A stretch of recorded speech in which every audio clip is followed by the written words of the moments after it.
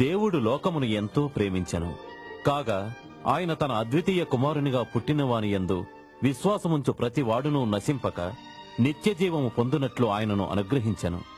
లోకము తన కుమారుని ద్వారా రక్షణ పొందుటకే గాని లోకమునకు తీర్పు తీర్చుటకు దేవుడు ఆయన లోకములోనికి పంపలేదు.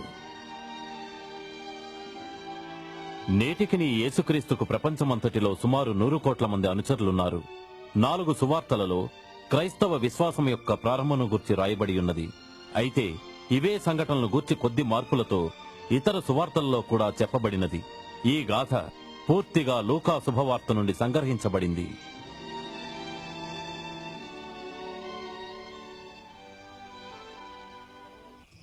ఘనత వహించిన థియోఫిలస్ మన మధ్య నెరవేరిన కార్యములను గూర్చి వరుసగా రచించాను. ఈ సంగతులు నిశ్చయంగా జరిగినాయని నీవు గ్రహించాలని వాటిని రాస్తున్నాను.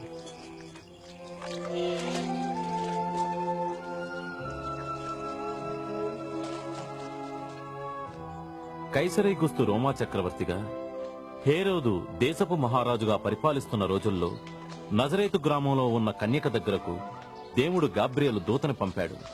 ఆ కన్యక పేరు మరియా.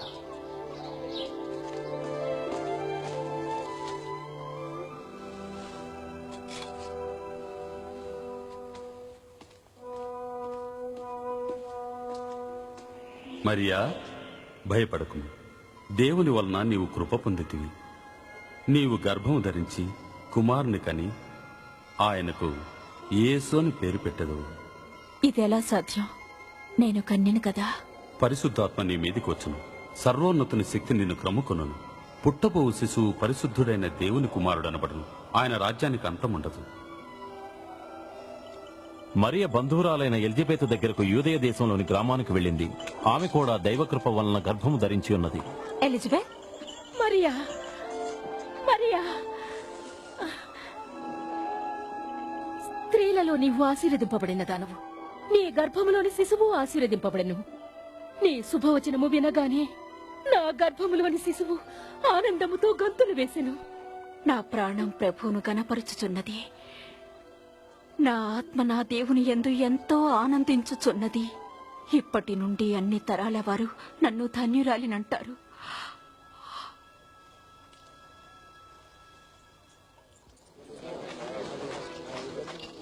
నజరేతు పుర నివాసులారా, అందరూ అత్యంత శ్రద్ధగా వినండి. కైసర్ ఔగుస్తు ఆజ్ఞ మీరు ఆలకించండి. ప్రజా సంఖ్య వ్రాయటం మొదలైంది. కావున గలిలియా, యూదా పట్టణాల్లోని వారంతా ఆ సంఖ్యలో తమ పేర్లు వ్రాయబడుటకై వారి వారి జన్మస్థలములకు వెళ్ళాలి.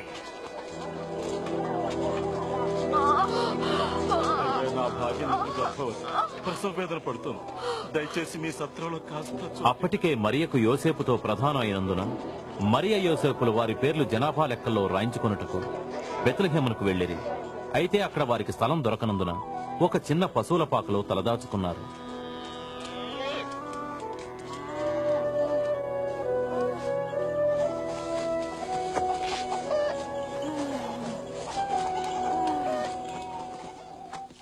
ఆ ప్రాంతంలో కొందరు గొర్రెల కాపురులు రాత్రివేళ తమ మందలను కాచుకొనుచుండగా అకస్మాత్తుగా దేవదూత వారి దగ్గరికొచ్చింది.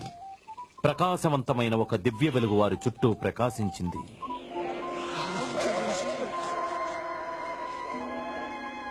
దావీదు పట్టణమందు నేడు రక్షకుడు మీ కొరకు పుట్టి ఉన్నాడు. ఈయనే ప్రభు అయిన క్రీస్తు.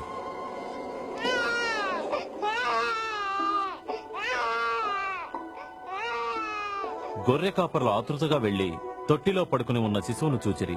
రక్షకుడైన యేసు జననము గూర్చి కన్య మరియను గూర్చి వారే మొట్టమొదటిసారిగా లోకానికి చాటిరి.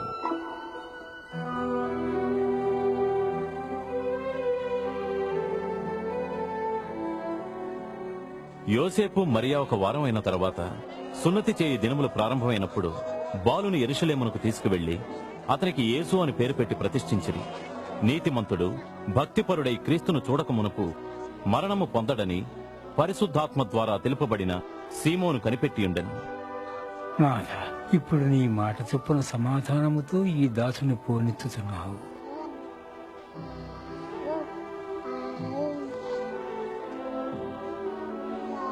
నీ రక్షణను నా కన్నులారా కాంచితిని. ఈ బిడ్డ దేవుని చేత దీవించబడినది.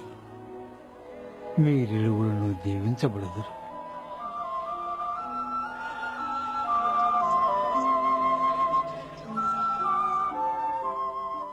మోషే ధర్మశాస్త్ర ప్రకారంగా వారు సమస్తాన్ని ముగించి యెరూషలేము నుండి నజరేతుకొచ్చారు. యేసుకు 12 ఏండ్ల వయసు వచ్చినప్పుడు యోసేపు మరియమ్మలు యేసును యెరూషలేముకు పస్కా పండగకు తీసుకుని వెళ్లారు. తిరుగు ప్రయాణంలో యేసు తమతోనే ఉన్నాడనుకుని ప్రయాణం సాగించారు. ఒక దిన ప్రయాణం సాగిన తర్వాత యేసు తమతో లేడని గుర్తించి తిరిగి యెరూషలేముకొచ్చిరి. 3వ దినం వారాయనను యెరూషలేము దేవాలయంలో బోధకులు పెద్దల మధ్యలో కూర్చుండి వారిని ప్రశ్నలు అడుగుచూ తర్కించుట చూచారు.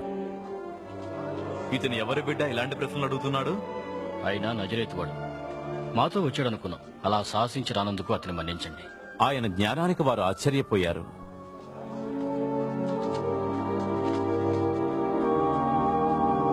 కుమారా, మాకెందుకు నీవిలా చేశావు? మీ తండ్రి నేను నీవు కనిపించనందున ఎంత బాధతో వెతికామో. మీరెందుకు నన్ను వెతుకుచున్నారు? నేను నా తండ్రి పని మీద ఉండవలనని మీకు తెలియదా?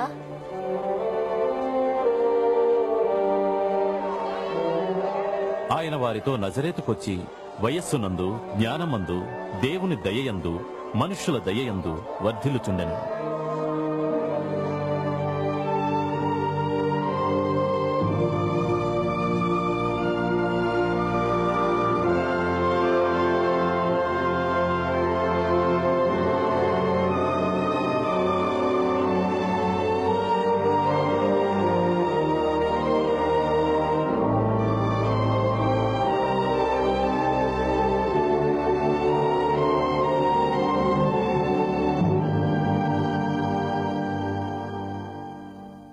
తిబేరియా చక్రవర్తి పరిపాలనలో 15వ సంవత్సరంలో పొంతి పిలాతు యూదయ అధిపతిగాను, గలిలైకు హేరోదు చతుర్థాధిపతిగాను, అన్నా కైపులు ప్రధాన యాజకులుగాను ఉన్నప్పుడు అరణ్యంలో యోహానుకు దేవుని వాక్యం రాగా యోర్ధాను పరిసరాల్లో తాను ప్రబోధాలు చేస్తూ పశ్చాత్తాపార్థమైన బాప్తిస్మము, పాప క్షమాపణ ప్రకటించాడు.